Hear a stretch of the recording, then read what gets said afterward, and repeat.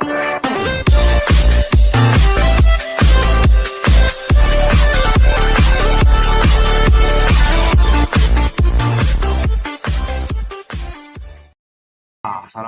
warahmatullahi wabarakatuh. Perkenalkan, nama saya Adrian Fikar Arif Syura dari Politeknik Elektro dengan NIM 2409076060. Saya di sini akan mengerjakan tugas EBT yang dimana disuruh untuk menjelaskan 3 skenario. Skenario yang saya gunakan itu ada skenario 3 yang membahas agrivoltaik.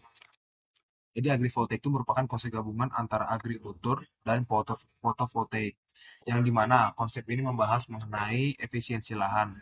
Jadi di satu lahan tersebut akan digunakan untuk bertani sekaligus membangkitkan listrik.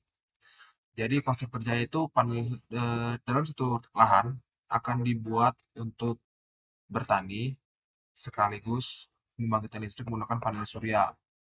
Posisi panel surya dipasangkan di atas tanaman itu posisinya agak tinggi dibanding panel surya pada umumnya.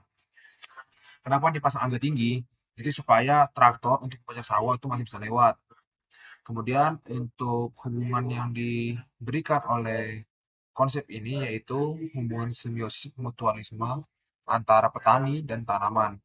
Mengapa demikian? Kita bahas dari sisi tanaman. Bagi tanaman, panel surya itu dapat membantu mengurangi paparan sinar matahari yang akan mengurangi penguapan air pada tanaman sehingga penggunaan air akan berkurang. Itu bagi tanaman. Kalau bagi petani, hasil tanam itu sudah pasti akan didapatkan oleh petani karena hasil tanaman yang terkontrol, sinar matahari terkontrol, terkontrol, itu akan memberikan hasil panen yang bagus dan berkualitas bagi petani. Yang kedua, sudah pasti ada tenaga listrik. Hasil dari panel surya akan menghasilkan listrik untuk petani.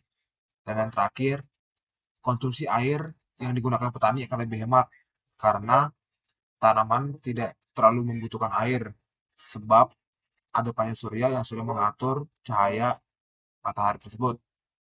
Kemudian di panel surya itu jika terkena bayangan panel surya tersebut akan panel yang terkena bayangan aja loh ya, itu akan menjadi resistor. Dia tidak akan bisa mengalir arus di situ. Maka dari itu, panel surya tersebut dilengkapi dengan bypass dioda. Fungsi bypass dioda ini itu meneruskan arus akibat panel yang terkena bayangan.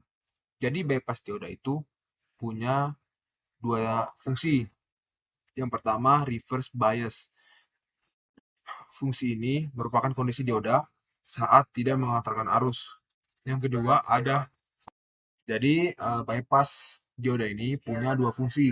Yang pertama reverse bias dan forward bias. Kalau dioda saat reverse bias itu merupakan kondisi saat dioda tidak mengantarkan arus. Sedangkan forward bias merupakan kondisi dioda saat mengantarkan arus. Kemudian penggunaan dioda ini untuk mengurangi risiko terjadinya hotspot, di mana saat panel surya yang terkena bayangan tadi kan tidak bisa mengantarkan arus. Nah, panel surya sampingnya itu pada saat mengantarkan arus dia akan terhambat yang mengakibatkan penumpukan tegangan di situ yang akan menghasilkan panas. Nah, itu yang disebut hotspot.